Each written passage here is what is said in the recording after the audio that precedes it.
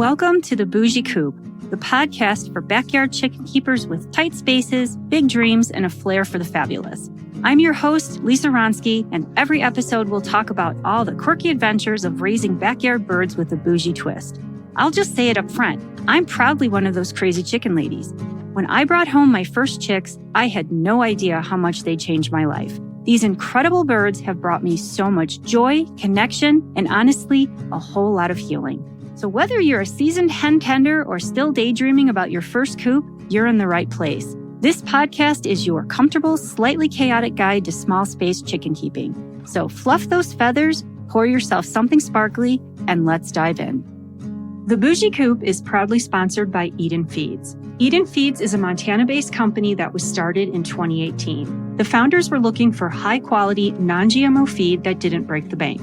Unable to find what they wanted, they decided to make it themselves. Good stuff in means good stuff out, and Eden Feeds uses only locally sourced, Montana-grown grains in all of their formulas. It's a high-quality product at a great price point. My girls love it, and I know yours will too. Eden Feeds is available in the western U.S. at Murdoch's ranch stores and plenty of smaller local feed shops too. Check out EdenFeeds.com to find a location near you.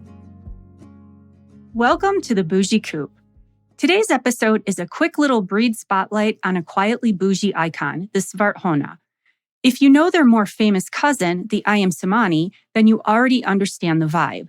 The Svarthöna is also fibromelanistic, which means black, and I don't mean mostly black. I mean black feathers, black skin, black legs, black eyes, black flesh. Goth, but make it Scandinavian farmhouse.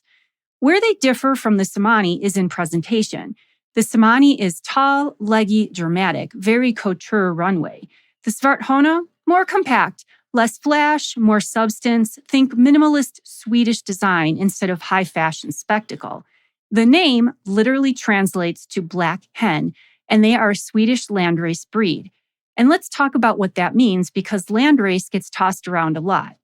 A landrace breed wasn't sculpted into existence by humans chasing a specific aesthetic. It developed in a distinct geographic area shaped primarily by natural selection. Were humans involved at all? Of course. We have to have our fingers in every pie. But overall, these birds were left to adapt to their environment, survive the climate, handle the feed available, and basically figure it out on their own. Landrace breeds tend to be hardy, practical, and self-sufficient. They are utilitarian in the best possible way. So yes, the Svarthöna looks like she belongs in a moody editorial spread, but she is not delicate. She has survived Scandinavian winters for centuries. She does not require coddling. She will absolutely manage herself and do it with style. They are extremely cold-hardy, which makes them a fantastic option for backyard keepers in areas with brutal winters. If you're somewhere that sees real cold, you know how valuable that is. With all of those qualities, it honestly surprises me that they're still relatively rare in the United States. Historically, Svarthöna are believed to have arrived in Sweden via Mozambique in the 1800s, with deeper origins tracing back to Asia or Indonesia. They do share ancestry with the Svarthöna, but they are a distinct breed in their own right, not just a Swedish knockoff. Now let's talk specs. Svarthöna are a compact bird. Whereas Svarthöna could be considered Ferraris, Svarthöna are more like a Lexus. Bougie enough to turn heads, but still really reliable. Hens weigh around 5 pounds, roosters about 7. They lay roughly 200 medium-sized white to cream-colored eggs per year, which makes them a very respectable layer. Not industrial-level production, but solid, dependable output. Because they're smaller framed, they're not ideal as a primary meat bird. Yes, they can be eaten, but if a meat bird is what you want, there's better. Temperament-wise, they are generally curious, friendly, and docile. Early handling makes a huge difference, especially with pullets. But even left to their own devices, they are going to be curious and friendly, just not a lap chicken. They don't mind confinement, but like most chickens, they absolutely appreciate the opportunity to free range. Hens tend to be on the quiet side, your neighbors will thank you, though they will still proudly announce an egg delivery. Roosters do best with larger flocks, ideally 10 or more hens, and they're about average when it comes to aggression. Not teddy bears, not tyrants, just standard rooster energy.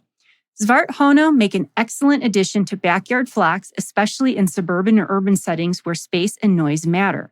They handle cold beautifully. However, and this is important, Being completely black means they absorb heat more than other lighter colored breeds. So in hot climates, they must have access to quality shade and cool areas during peak summer sun. Bougie does not mean baked. Availability is still limited, but it's improving as more people discover the breed. At this point, your best bet is often purchasing eggs and incubating them yourself. Be prepared. They are not cheap.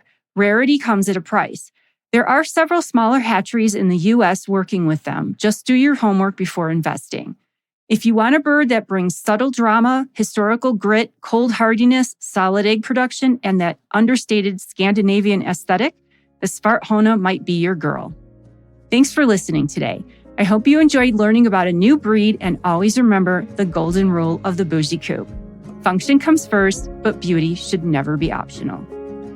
Got questions? Hit me up at thebougiecoop@gmail.com. And don't forget to follow The Bougie Coop on Instagram and TikTok for more behind the scenes and chicken glam shots. Thanks for joining me, and until next time, stay bougie.